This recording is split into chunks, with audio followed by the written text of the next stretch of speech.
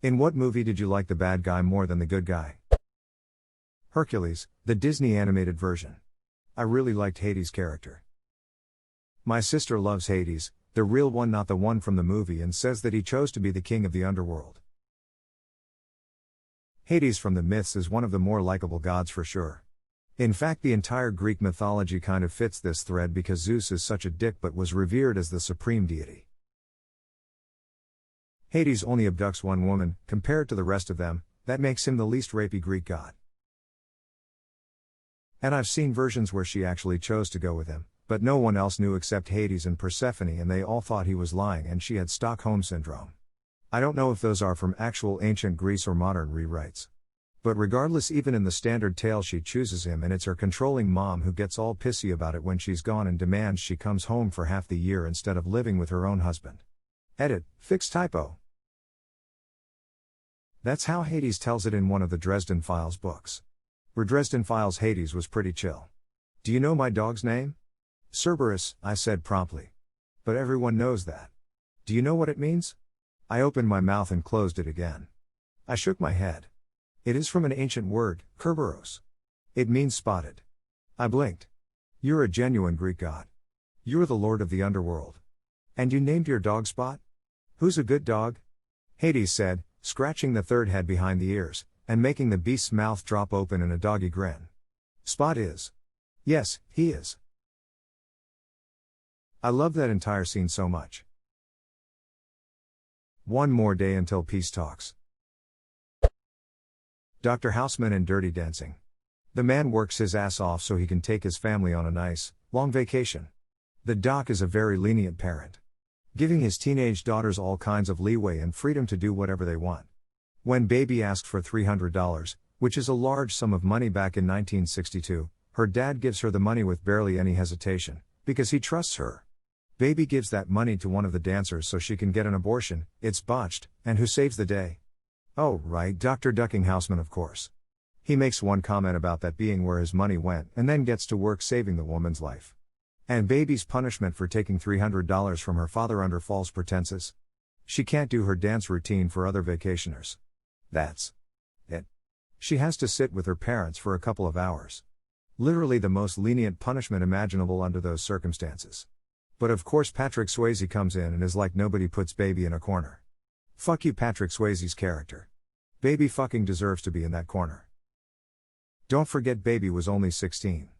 Damn right he was allowed to be annoyed his daughter was being porked by a much older Swayze and wanted to protect her. While he may not have knocked up Penny, he definitely had a fair few notches on his bedpost. He slept with a woman who were thrusting diamonds in his pocket, essentially a prostitute. He didn't want her to throw her life away for some leather-wearing dancing pervert. Some leather-wearing dancing pervert. This was a hilarious description of Swayze's character.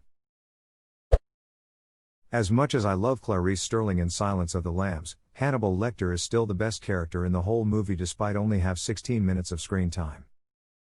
Sir Anthony Hopkins was so legendary he only needed 16 minutes to put his character in the minds of every viewer. The fact that Jodie Foster kept up and did brilliant acting too makes it even better. Winning the Best Actor, Actress and Movie was fully deserved. The B-movie Ken was the only sane person. Are there other bugs in your life? No. But there are other things bugging me in life. Hashtag and you're one of them.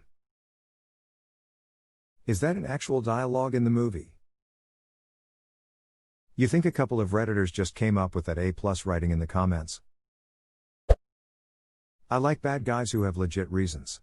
CLU from Tron Legacy was instructed to make the perfect system, but he took it a little too seriously. He was just doing his job to make it a perfect world. HAL 9000 from 2001 Space Odyssey is another good one. He wasn't evil, he was just given conflicting programming. The Monarch in Venture Brothers. Heat. De Niro Pacino. Don't let yourself get attached to anything you are not willing to walk out on in 30 seconds flat if you feel the heat around the corner.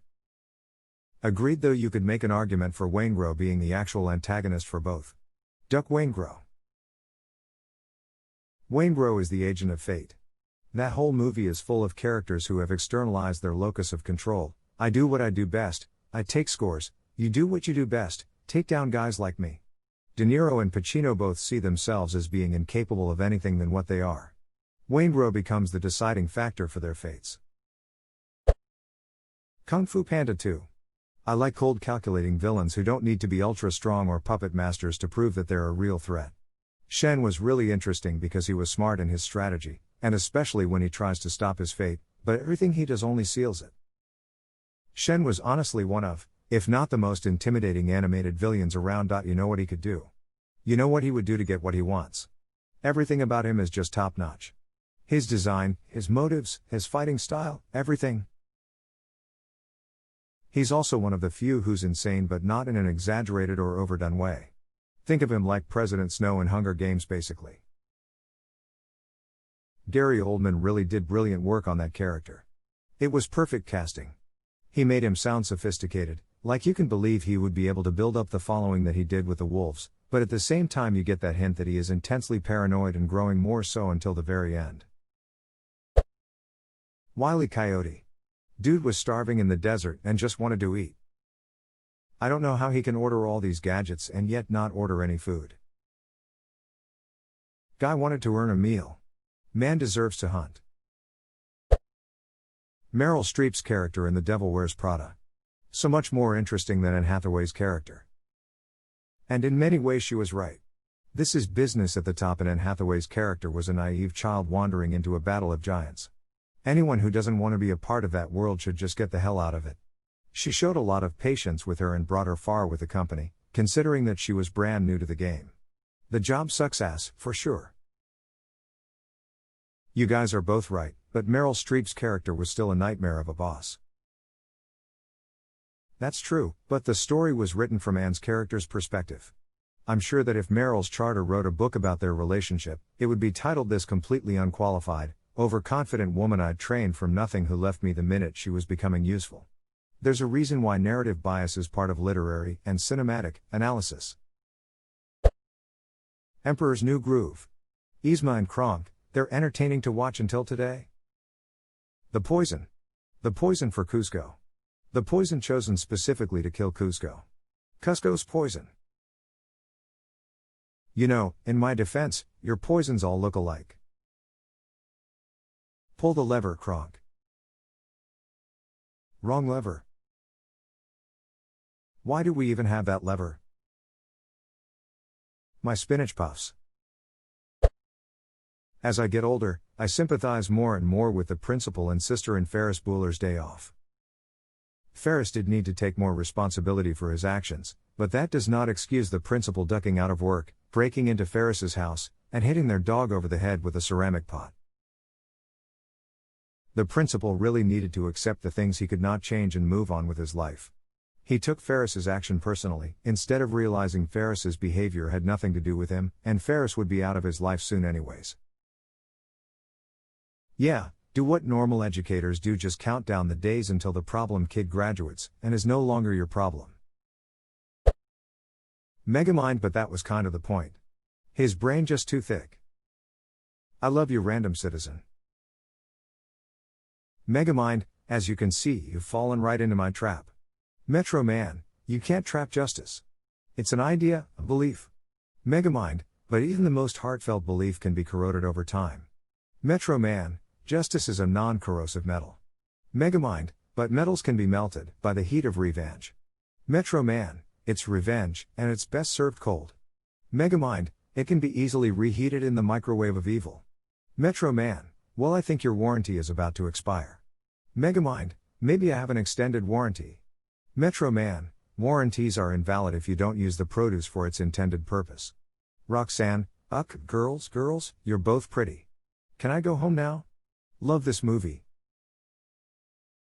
You're living in a fantasy, Roxanne.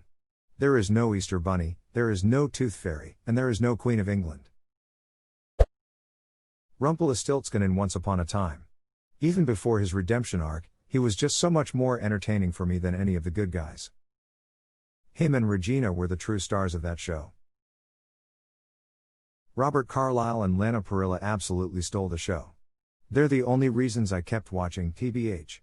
Rumpel was that villain who you know you should hate, but you keep getting pulled in with that little glimmer of hope that he might turn good. Just to be disappointed yet again. And Regina showed that being good isn't always easy, but it's still the right thing to do. My heart shattered after what happened with Robin.